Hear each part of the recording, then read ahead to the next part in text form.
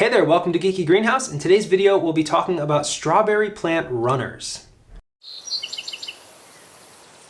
Homegrown strawberries are one of the most delicious things you can grow. They taste so much better than store-bought, so I highly recommend it to everyone. And if you happen to be growing them for the first time, you're gonna start to notice these little shoots coming off of your plants.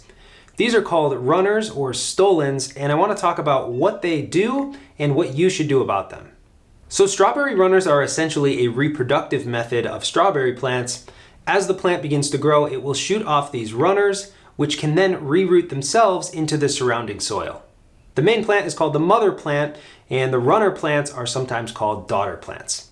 So while these daughter plants are trying to root and establish themselves in the surrounding soil, the mother plant is supplying nutrients that the plants need to establish through the runner. And this is a very effective method of propagation. In fact, if you buy your plants from the store and they're already rooted, it's pretty likely that those are daughter plants of another mother plant. Compare that to growing from seed. These are seedlings that were started over 2 months ago, and they're still pretty small. They do need to be transplanted, but you can see how long it takes to get just a tiny strawberry plant from seed, whereas daughter plants can establish in just a few weeks. So we'll talk more about how you can propagate your strawberry runners into new plants, and that is definitely one of the best ways to make use of them. But what should you do about your strawberry runners if you have them on your plant? That's going to depend on how you're growing. I have some in a pot here, but strawberries are very commonly grown in patches, sort of just a ground full of strawberry plants. And you'll treat your runners differently in those two different situations. If you're growing in containers, typically you'll prune off your runners, and that's because you tend to plant your strawberries tighter together in containers.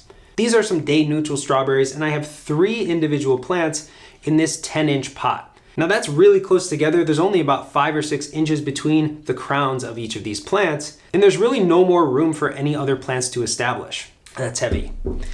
So when you're growing in containers, you typically just plant your plants closer to one another, and you're not going to rely on the runners to colonize the rest of the pot. So you have 2 options. You can either cut off the runners, you can just snip them at the base, or you can propagate these by dangling it down into some damp soil in a small pot, pinning it in place until it sets roots. In this case, we'll be pruning off most of these runners. We might propagate 1 or 2 just to see how it goes in this case.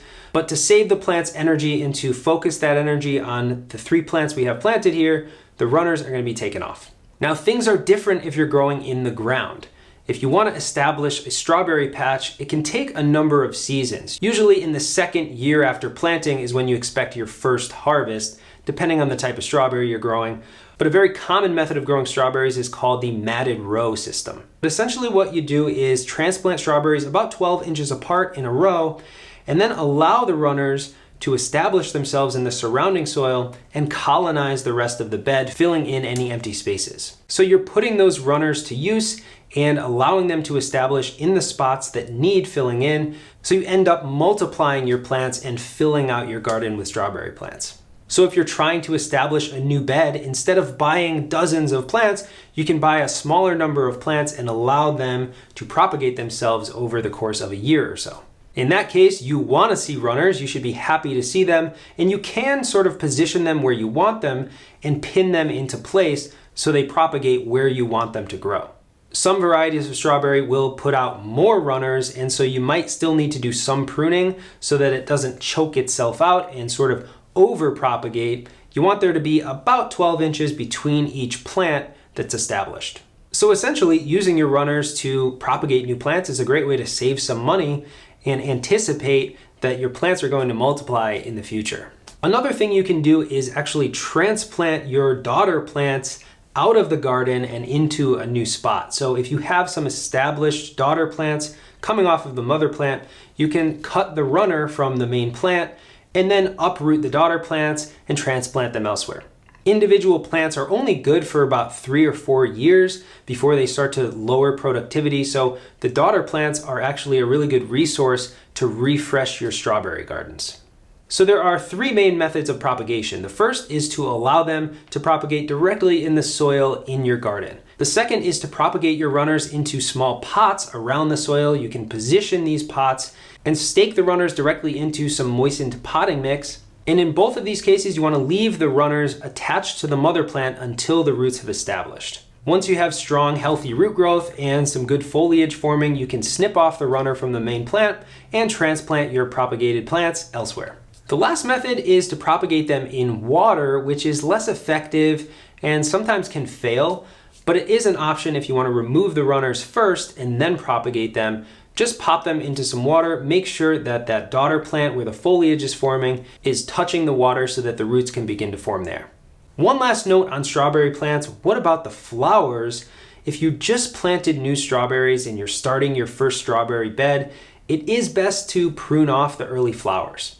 This can hurt because essentially without flowers, you're not going to get any strawberries, but it does help the plants establish their roots stronger in the first year of growth and paves the way for a much better harvest in the second season. One exception to this is if you're planting day neutral varieties, which actually all of these are.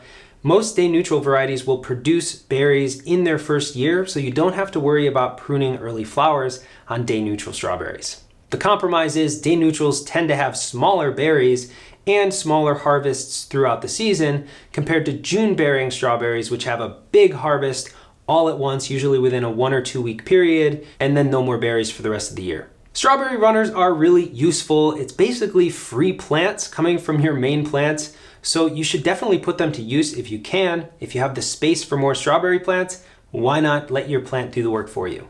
Let me know if you have any additional tips or tricks when it comes to using your strawberry runners. We're always curious about new ways to put our plants to good use, so feel free to leave a comment below. Thanks for watching Geeky Greenhouse, and I'll see you next time.